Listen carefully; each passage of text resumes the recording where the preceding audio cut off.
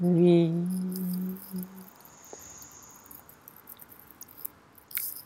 7,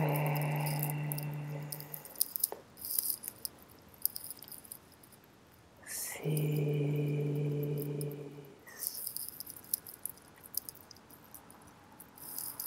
5,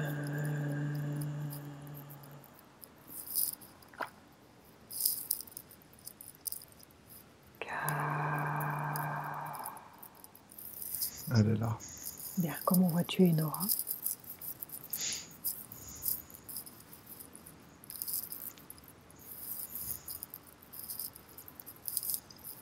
Toujours la même.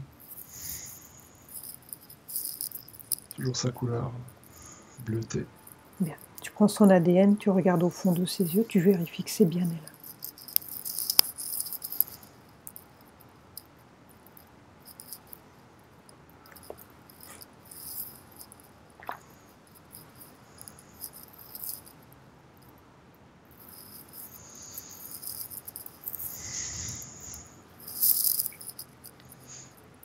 Oui. Bien. Est-ce qu'elle accepte de répondre à de nouvelles questions au sujet des arbres géants?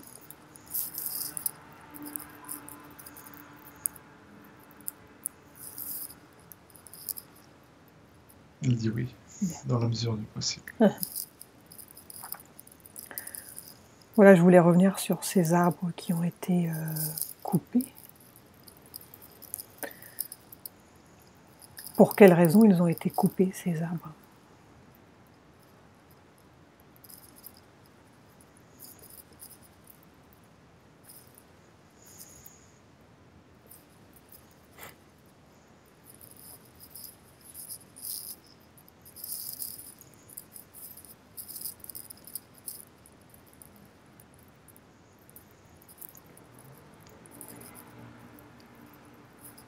Il faut comprendre le vrai aspect physique de la Terre au départ. Oui.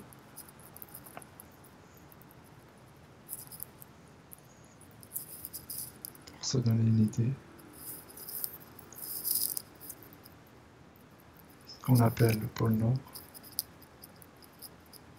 c'est le centre en fait de notre continent. Mhm.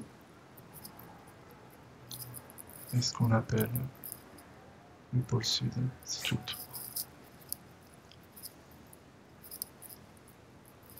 En réalité, c'est comme si du pôle Nord, ce que nous on appelle notre Terre, ça part.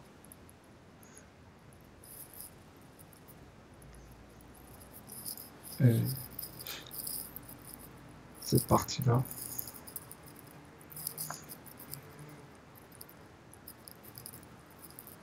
c'est une assez petite partie de Gaïa en fait.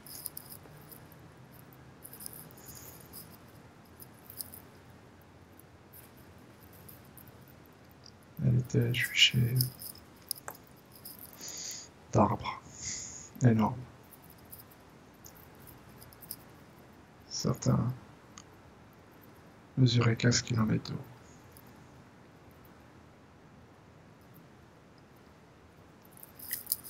Il existe encore des arbres comme ça, Ah oui? en dehors de notre continent, au-delà de ce qu'on appelle le pôle Sud. Mhm.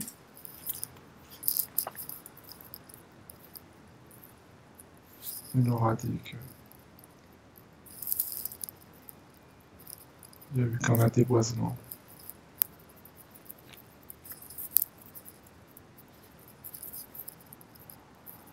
C'est comme s'ils avaient fait une clairière. Ouais.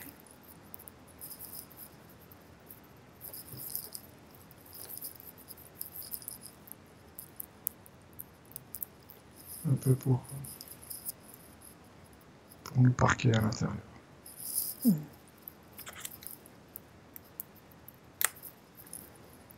Il y a eu comme un nettoyage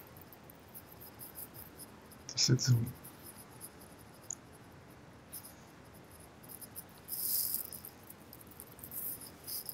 On a été repeuplé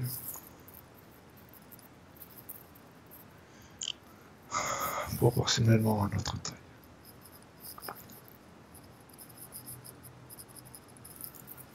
n'aurait pas pu vivre au milieu de ces arbres.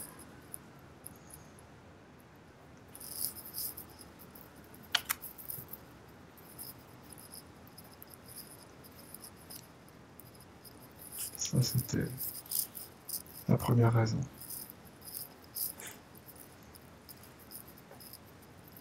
Ce Dieu a été créé pour nous, en fait.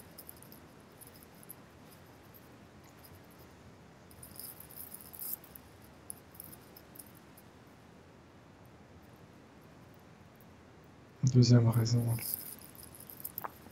sur un plan subtil,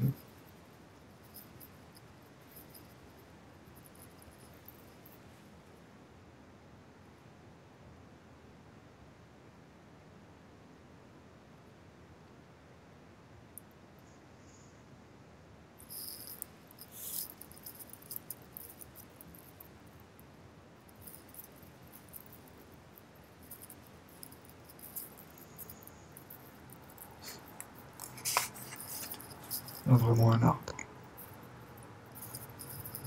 uniquement sur un plan éthérique, qui représente la source.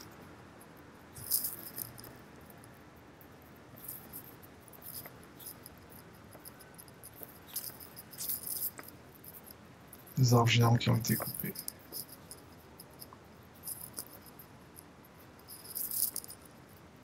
Il y en a principalement un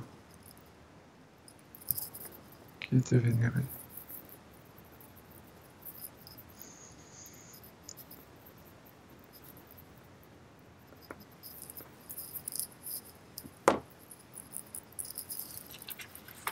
Un seul arbre avait subsisté. Un seul n'a pas été coupé. Il se séparait en deux troncs.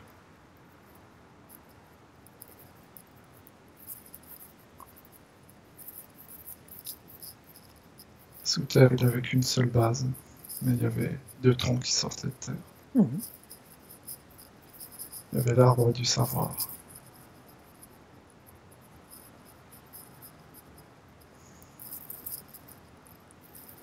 Il y avait l'arbre de la source.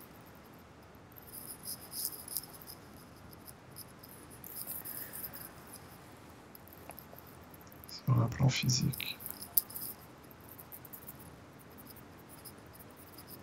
il serait au Mexique.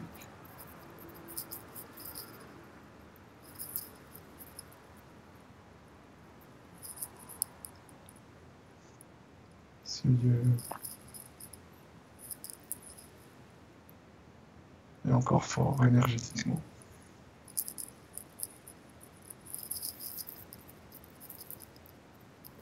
Il aura dit qu'il y a un arbre qui a poussé exactement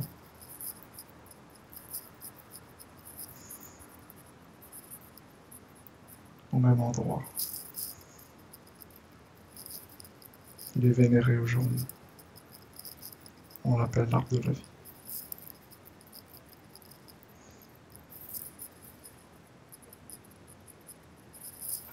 Cet arbre est protégé.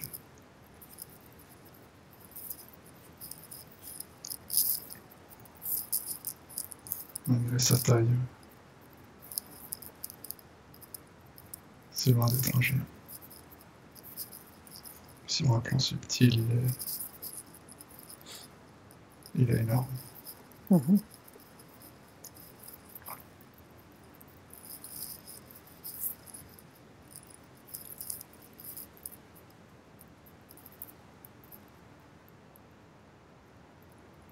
Et pour quelles raisons les arbres ont été coupés?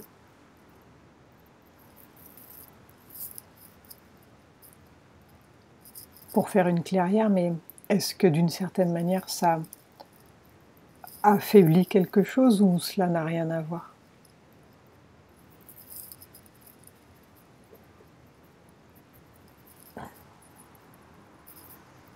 Pas tout à fait. Oui, ça a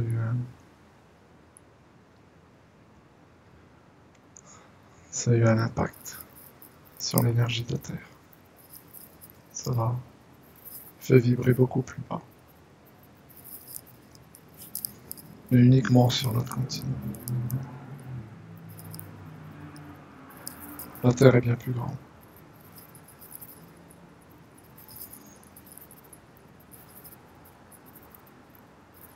Donc il faut imaginer la même chose à notre échelle. Il y a des lieux énergétiques qui vibrent très haut.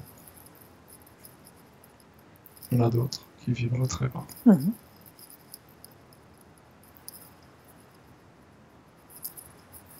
On sert de ceux qui vibrent très bas. Ils ont fait pareil pour nous parquer. Alors, notre continent ne vibre pas. Qui nous ont parqués? Qui a imaginé nous installer donc dans cette clairière, sur ce bout de continent?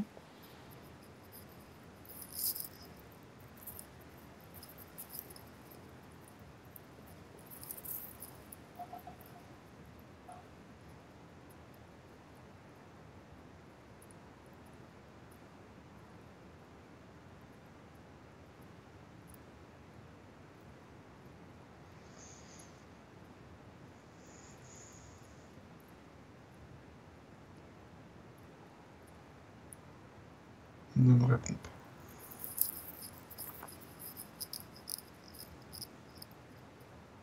Et quel est le but de nous parquer? Quel est l'objectif?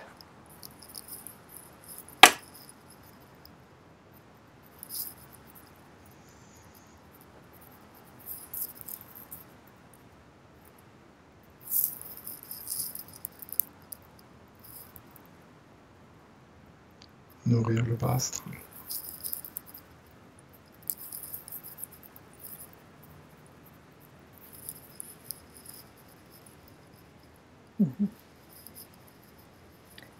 Et de quelle manière ils se nourrissent?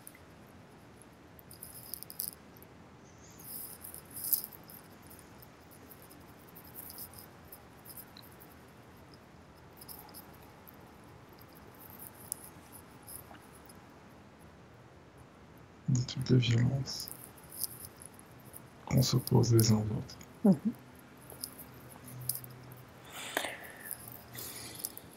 On met tout en place pour que on soit les uns contre les autres.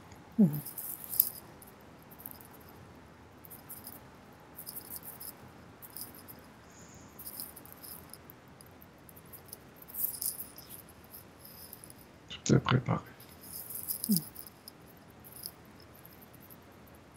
Donc en gros, eux, ils créent une sorte de recette. Donc la recette, c'est comme une pièce de théâtre, où ils écrivent un scénario pour qu'on se déchire le plus possible, c'est ça?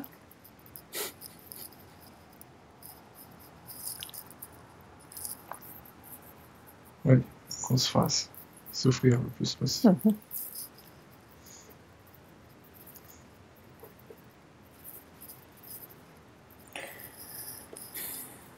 Et ça, c'est depuis combien de temps en fait qu'on a été parqué sur ce lieu? Ça date depuis quand?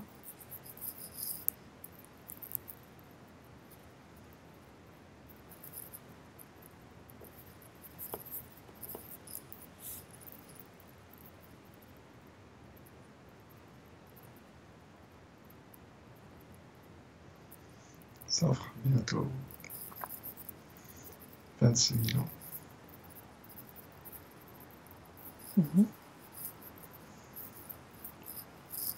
Il y en a eu d'autres avant.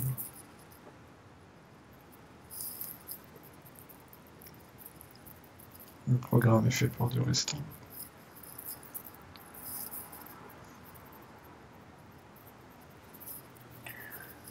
Donc, est-ce que il y a un blackout tous les 1000 ans ou bien ça c'est une fausse information?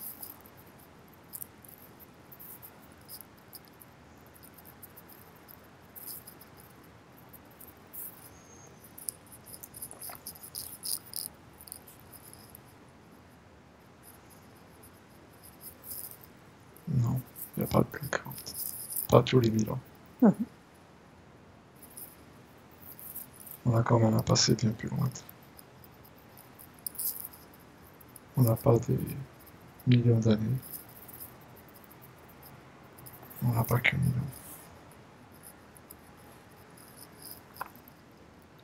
Donc tous les 26 000 ans, il y a cette période, et ensuite il se passe quoi au bout de 26 000 ans?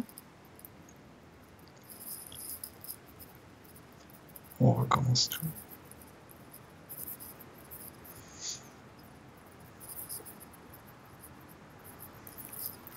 On repart avec ceux qui ont survécu.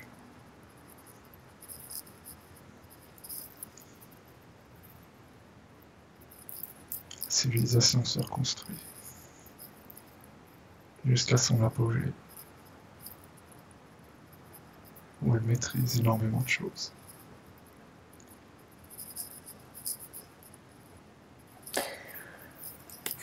Puis elle décline, et s'éteint, et rebelote.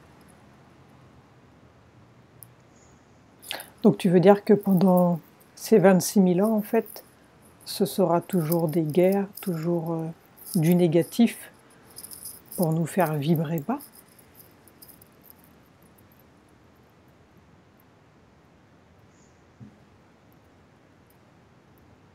Oui. Il y a des périodes fastes, parce qu'elles sont nécessaires. Et après, il y a des périodes néfastes.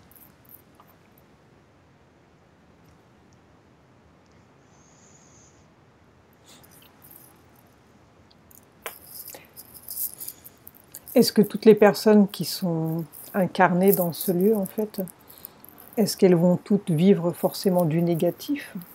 Ou bien il y a des personnes qui vont évoluer normalement, sans problème?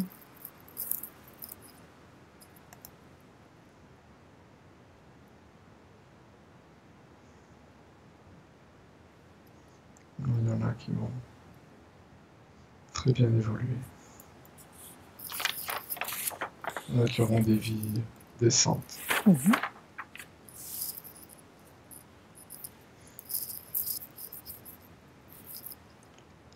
Alors ils leur Ouais. servent à quoi, cela?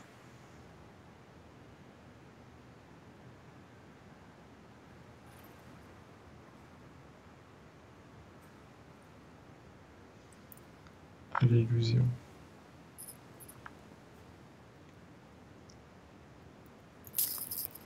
S'il n'y a pas de... S'il n'y a pas un très faible pourcentage qui s'en sort bien. Ça ne peut pas motiver les autres. Avoir envie d'être comme eux. On a toujours envie d'être comme eux. D'être plus que eux. Ouais, Plus que l'autre. d'être bien. Et ça entraîne la violence. Vouloir avoir ce que l'autre il a. Ah ouais. On leur a dit que c'est le meilleur moyen de nous monter les uns contre les autres. Toutes ces personnes qu'on voit à la télé, les stars, les chanteurs, les acteurs, les politiques, tous ceux qui passent à la télé, en fait, ils sont qui, eux?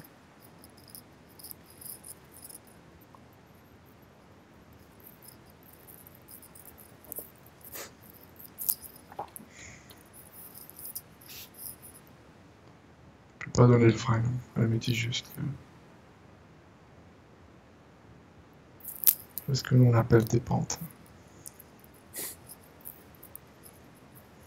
sont manipulés comme nous. Si on peut les éveiller, c'est à nous de les éveiller aussi. De ne pas les martyriser.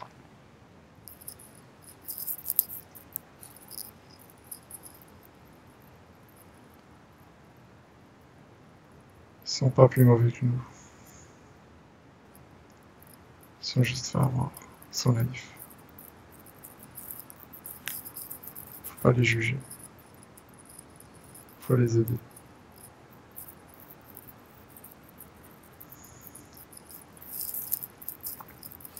On parle beaucoup de clonage. Qu'est-ce qu'elle peut nous dire là-dessus?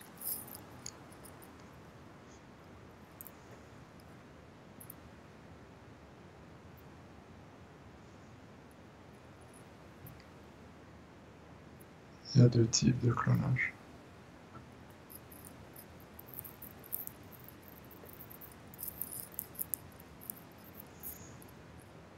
Il y a des clones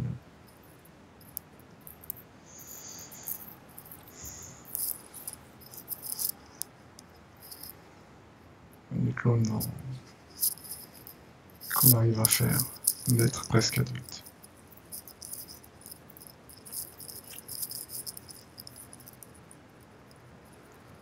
Il y a les clones de la science qui naissent avec une croissance normale.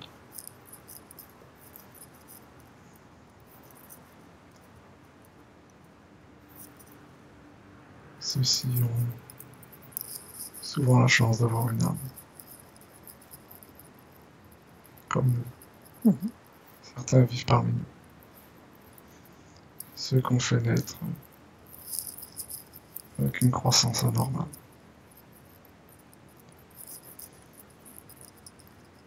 Ceux-ci, c'est ce qu'on appelle la chair à canon. Ils sont là pour protéger d'autres personnes. On leur fait juste un transfert de mémoire virtuelle pour qu'ils fassent leur apparition.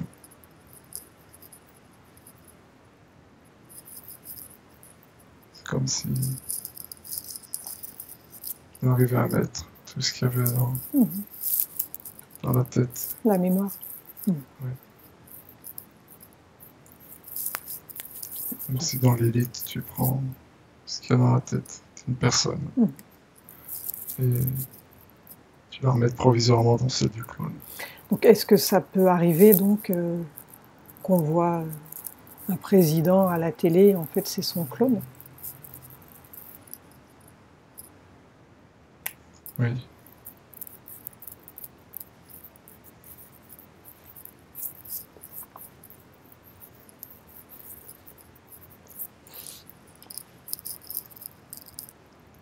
Bien. Alors, donc on est là pour nourrir le bas astral, on est d'accord? Oui. Donc je veux comprendre lorsqu'il y a il existe des sacrifices humains régulièrement. Ça sert à nourrir qui, ça?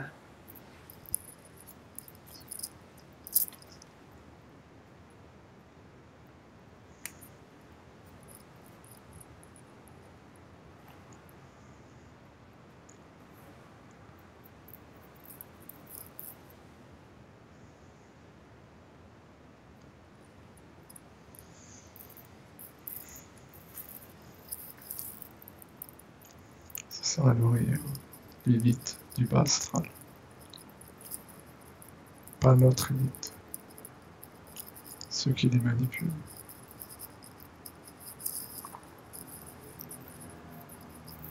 Bien. Alors que se passe-t-il?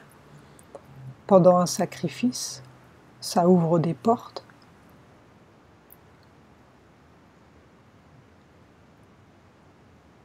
Oui. Alors ça sert à quoi?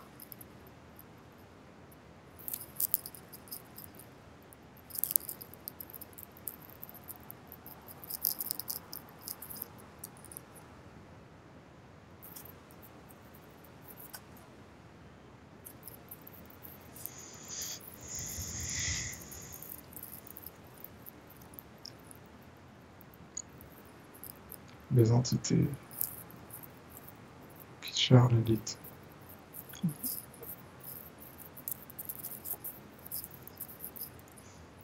Pour survivre. Plus particulièrement dans la 3D. Il faut qu'elles se nourrissent.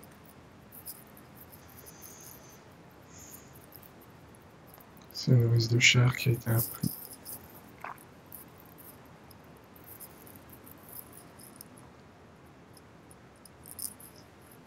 Ils ont besoin de corps. Ils ont besoin d'émotions.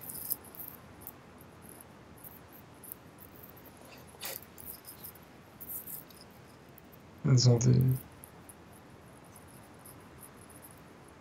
des ordres à faire passer sous la 3D, qu'ils ne peuvent pas donner d'autre manière. Contrôler MK n'est pas toujours suffisant.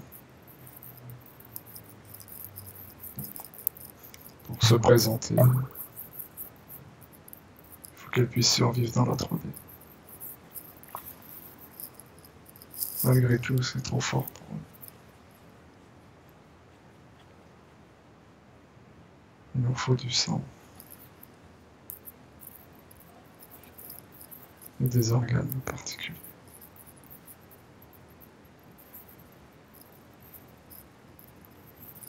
Il faut que ce sang sécrète une substance qui leur est indispensable. Cette substance, elle est créée par la peur.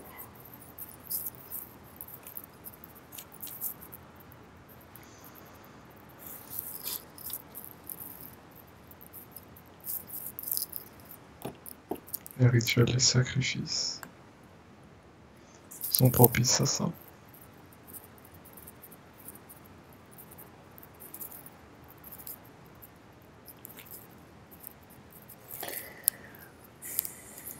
Donc quand l'élite se réunit en fait pour faire des rituels, il se passe quoi? C'est pas pour elle.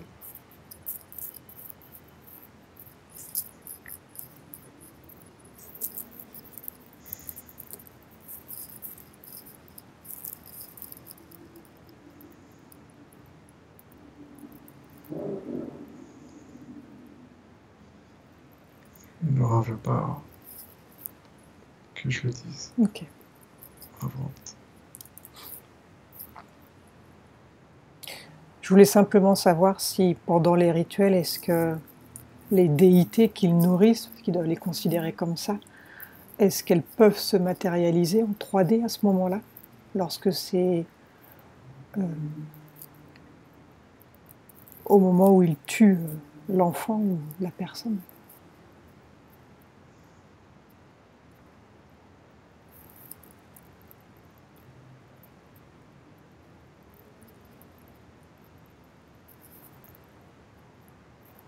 Au moment précis du sacrifice, Mhm. il y a suffisamment d'énergie basse pour que l'entité apparaisse en 3D. Et que se passe-t-il à ce moment-là?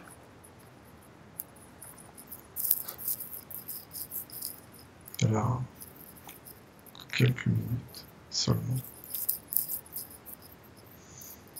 pour absorber du sang.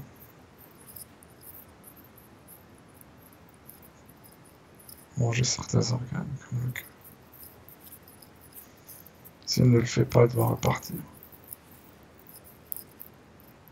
dans une dimension encore plus basse, au risque de périr si elle reste. Ces déités sont puissants. Mhm.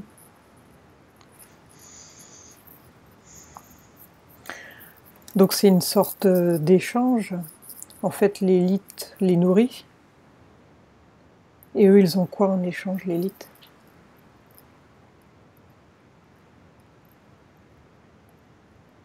La technologie de pointe. Leur statut, les richesses. Oui, aussi. Bien.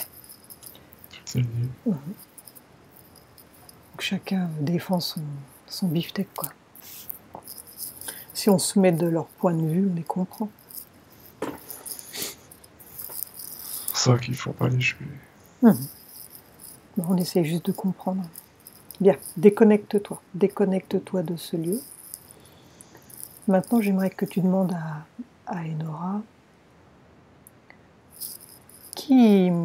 comment est-ce qu'il sélectionne en fait ceux qui vont se réincarner ici, sur ce continent en fait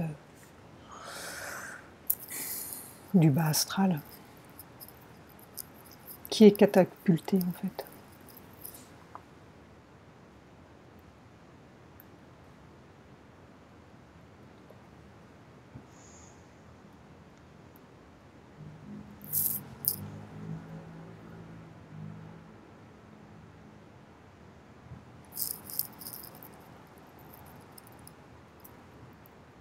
Ils ont une organisation.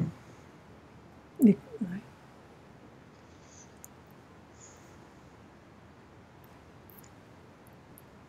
Ceux qu'on voit souvent, ce sont des reptiliens intégrés. Ce qu'on voit souvent, c'est-à-dire dans l'entre-deux-vie. Oui. Ils sont commandités, c'est leur travail.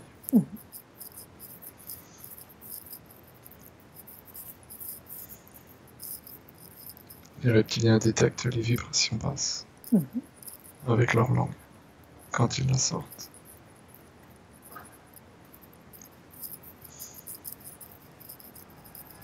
Ils sont à l'affût partout. Ouais. Dès qu'ils voient une âme qui est seule, ils font tout pour la ramener.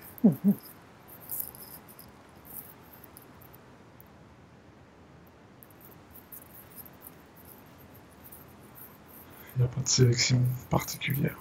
C'est en fonction des vibrations. Mais comment une âme peut se retrouver sur Terre? C'est elle qui décide à la base? C'est parce qu'elle a été dupée. Enfin, sur Terre, elle est grande la Terre. Dans cette partie de la Terre, je veux dire. Oui. C'est parce qu'elle a accepté.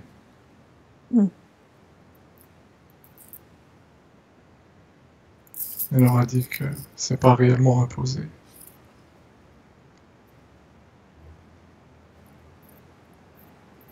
Il dit qu'on n'a pas conscience.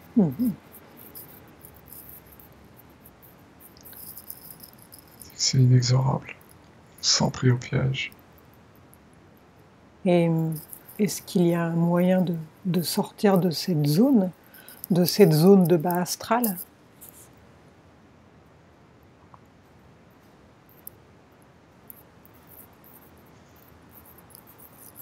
Oui. Comment?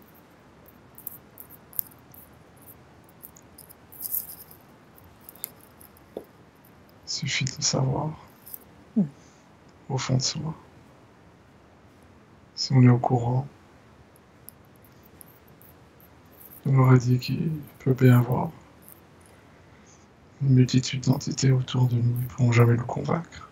Ouais. Donc au moment où on se désincarne, tu veux dire qu'on va se souvenir de tout ce qu'on a appris sur Terre? On dit que c'est indéniable. Donc on ne se fait pas avoir. Ouais. Il faut le savoir. On dit même si on le sait que très peu de temps avant de quitter son corps de chair, c'est suffisant. Donc c'est quoi l'idéal? C'est de suivre son chemin seul? Mais comment savoir où aller? Parce qu'il y en a beaucoup qui sont perdus. Normalement, on appartient tous à une famille cosmique. Quand on a décidé de se libérer, on n'a pas besoin de chercher son chemin. Ils seront là. Oui, mais comment savoir si c'est bien sa famille cosmique? Et ce n'est pas un leurre. Non. Si tu te désincarnes et que tu es conscient, tu te fais pas avoir.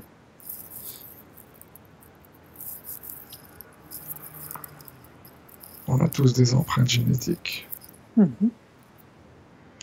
Ça, ils peuvent pas les fausser. Ils peuvent fausser les apparences. Pas la génétique, ils la maîtrisent pas assez. Bien. Donc on peut se faire avoir en s'incarnant ici sur Terre, dans le bas astral, mais on peut quand même s'en libérer, on est d'accord? En prenant conscience de la supercherie. Bien. Donc cette histoire de dôme, cette histoire où personne ne peut sortir, c'est une illusion? C'est un dôme subtil.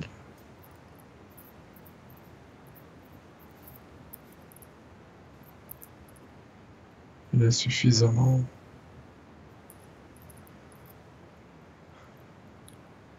crédibilisé pour empêcher les gens de penser autrement.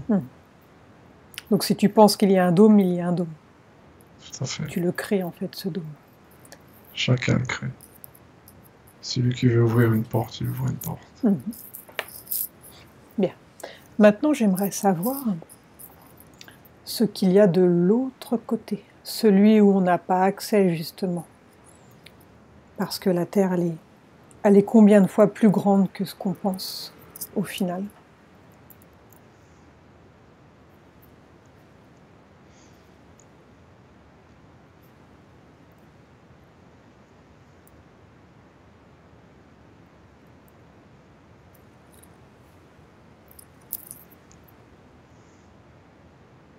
Il faudrait multiplier par 10 le diamètre.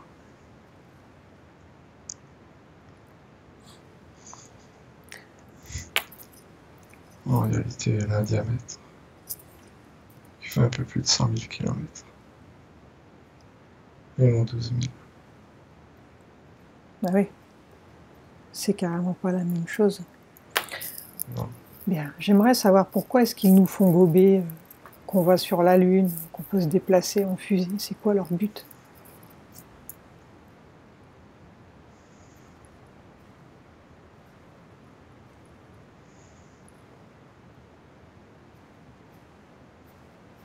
Nous faire caresser l'espoir qu'un jour on pourra aller ailleurs. Dans un monde meilleur.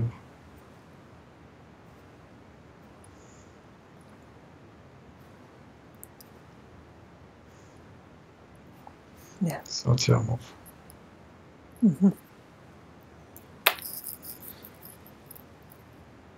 Donc, est-ce que l'homme a réellement marché sur la Lune ou bien c'est une illusion?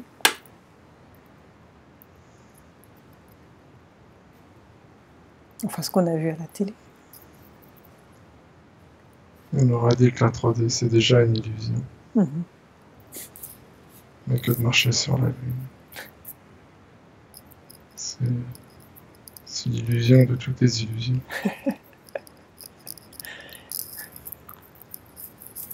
Sur un plan technique, on en est incapable. Ben oui.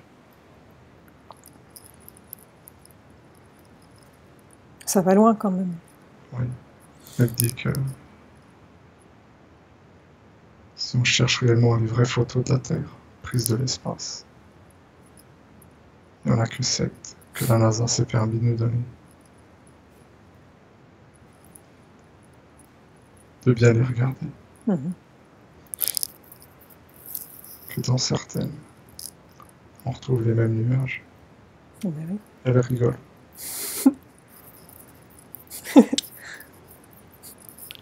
On dit de regarder qu'il y a plein d'aberrations.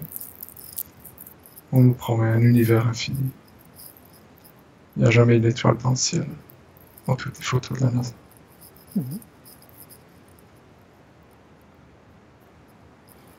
Il y a une chose toute simple, que les scientifiques ne veulent pas mettre en avant, et qu'ils savent tous. Dans le vide, tout liquide, il bout et il s'évapore. Si on mettait un humain dans le vide, il commencerait, au bout de quelques secondes, À bouillir. oui, de sentir sa langue pétiller. Son sang commencerait à bouillir. Et il mourrait. Elle dit aussi qu'il faudrait expliquer comment dans une station spatiale, l'homme arrive à digérer. La digestion se fait par apesanteur. Si on vivait la tête en bas, on pourrait jamais manger, jamais digérer. Les aliments vont dans l'estomac. par la pesanteur. Mhm. Et on les digère. Dit dans l'espace, c'est impossible. Les aliments ne resteraient pas dans l'estomac. Ouais, ça peut pas descendre en fait. Non. Donc on ne pourrait pas s'alimenter. On peut pas. On peut mettre un liquide dans la bouche, fermer la bouche pour pas qu'il sorte. On peut se forcer à l'avaler, mais Il reste en suspens. oui. Et il remonte. Il dit que c'est impossible. Donc ne serait-ce que Il pour dit ça. qu'il Mhm. y a des dizaines d'autres choses. Ah ben, s'il y en a d'autres, je veux bien. Des aberrations.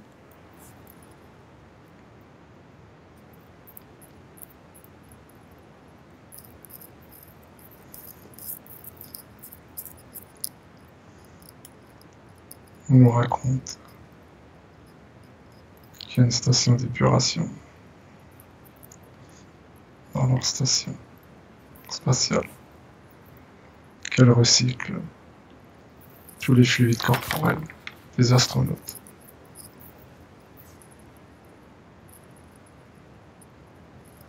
Et qu'il les reconsomme.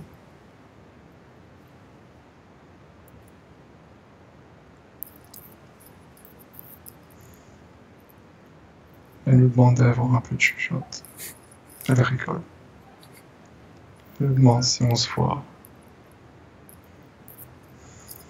reboire nos urines. Il y en a qui le font, remarque. Oui, mais elle dit que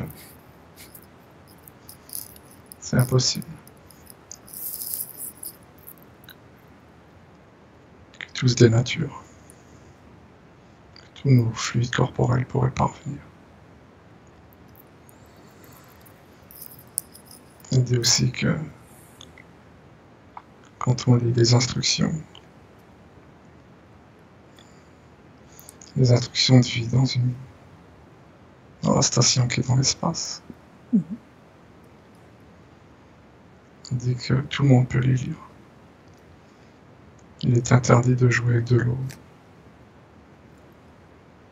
dans la station, qu'il y a trop d'appareils électroniques.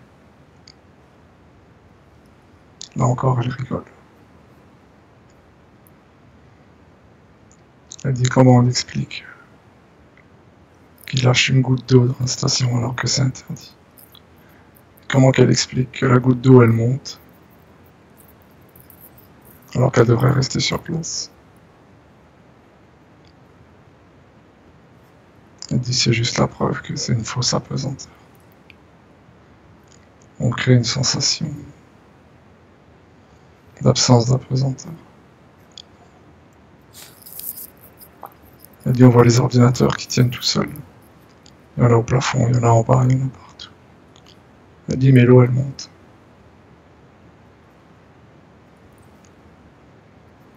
Ouais, mais les ordinateurs, tout ça, tout est fixé peut-être.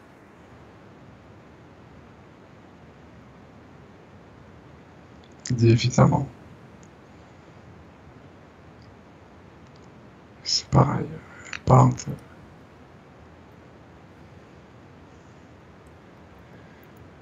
quand les pilotes, les soi-disant astronautes, elle rigole encore.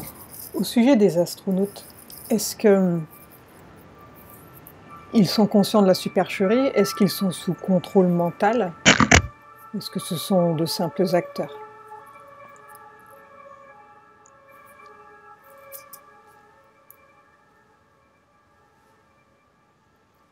La majorité savent, Mhm. ils sont acteurs.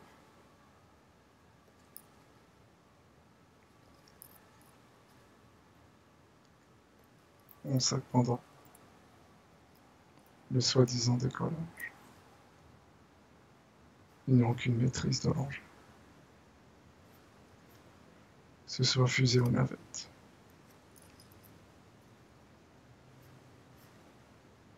Elle dit que on les laisse partir. On les voit avec des espèces de calepins, des stylos. Mhm.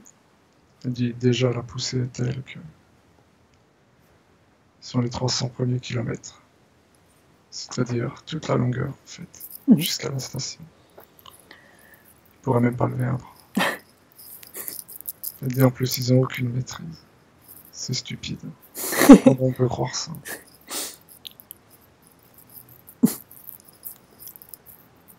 Elle nous parle aussi du soleil.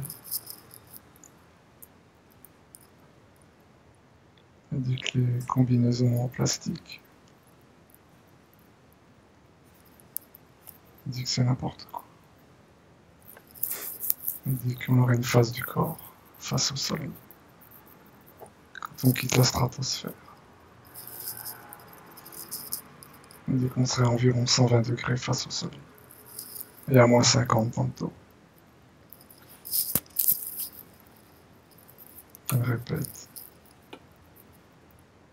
Est-ce qu'on a des combinaisons capables de gérer nos températures corporelles avec moins 50 dans le dos, plus 120 au soleil?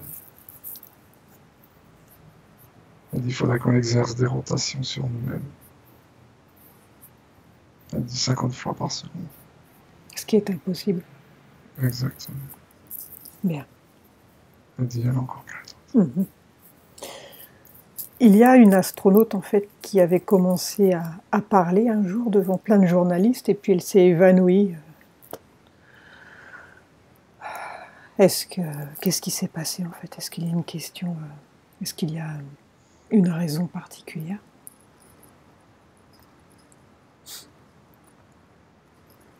Elle ne veut pas répondre. J'ai la réponse, mais je ne peux pas te la donner. Ok. Ce sera en off. Oui. Bien.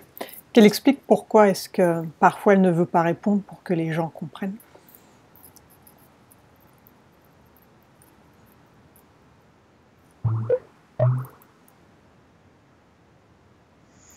Pour toi et moi. C'est tout. Pour nous protéger. Oui. Bien. Parce qu'il y a toujours des malins qui disent que c'est parce qu'elle a un reptilien derrière qui la menace.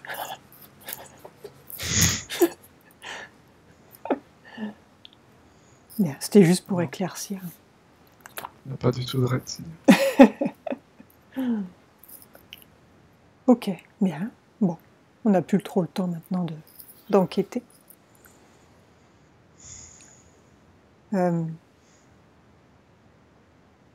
Est-ce qu'il y a des personnes qui viennent justement sur Terre, dans cette zone, en fait, pour aider à ce que d'autres puissent se libérer? Est-ce que ça existe?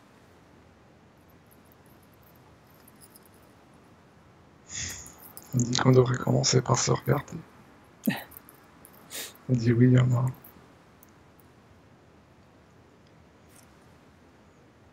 On dit qu'on est trop peu. Et on vient souvent trop tard. On dit à chaque cycle. On vient trop tard. Quand les gens se réveillent, c'est trop tard. Et ouais.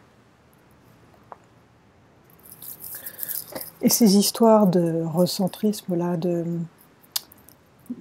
Moyen-Âge, il y a plein d'histoires là-dessus, comme quoi ça n'a pas existé, ou c'est pas les bonnes dates. C'est quoi les...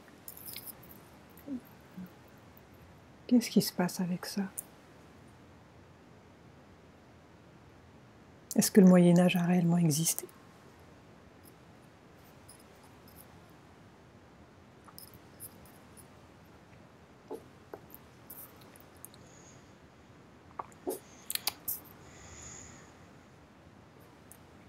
Il y a une partie de désinformation. Ouais. Les dates sont quelque peu erronées. Est-ce que c'est plus proche ou c'est plus loin alors? Pour le Moyen-Âge? un petit peu plus proche de nous. En aucun cas, ça n'a pas existé. Tout est illusion, mais dans notre illusion, ça a bien existé. Il y a eu cette période féodale. Avec toujours cette hiérarchie. Donc là, ils ont dû se régaler à cette période où beaucoup de paysans étaient des esclaves.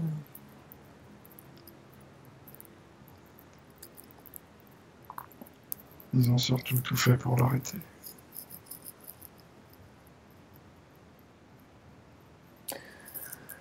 On juge les personnes du Moyen-Âge comme non instruites. En fait, elles étaient bien plus éveillées que nous. Surtout si elles étaient subtiles, sorcières. Eh oui.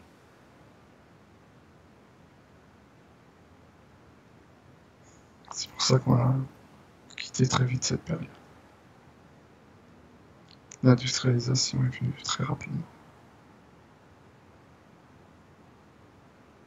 On a eu la technologie plus vite que prévu.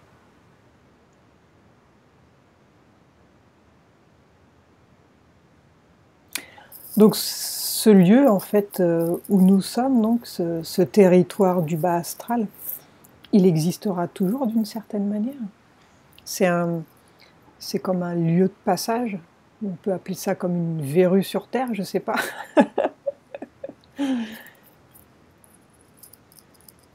On dit que c'est triste à entendre, mais c'est un pacte indispensable. Pourquoi? Il fait partie de l'équilibre. Du bien et du mal. Est-ce que nous, on l'appelle le bien.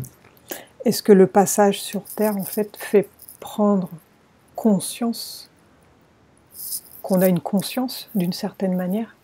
Parce qu'avant d'être dans la matière, on n'a pas réellement conscience peut-être de ce qu'on est.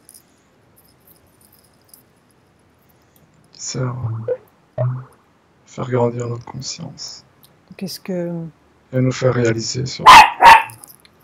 C'est un lieu de passage... tais-toi. Il est obligatoire. Pour grandir, en fait. Pour comprendre qu'on a cette conscience, justement. Et après, on choisit notre camp. D'une certaine manière. Oui. On a le choix, quoi. Et on est vraiment divisé équitablement. Et ceux qui sont dans l'autre camp nous prennent pour des nous tarés. le mal. Ça dépend où on se place. Eh oui.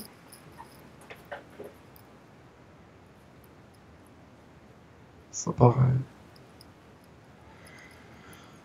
incohérent, mais c'est ça.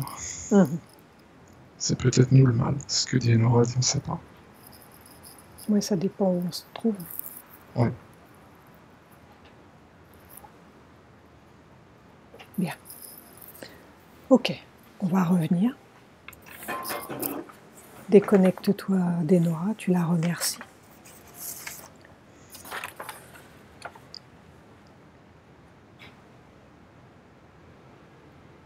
Est-ce qu'elle veut nous dire quelque chose avant de repartir?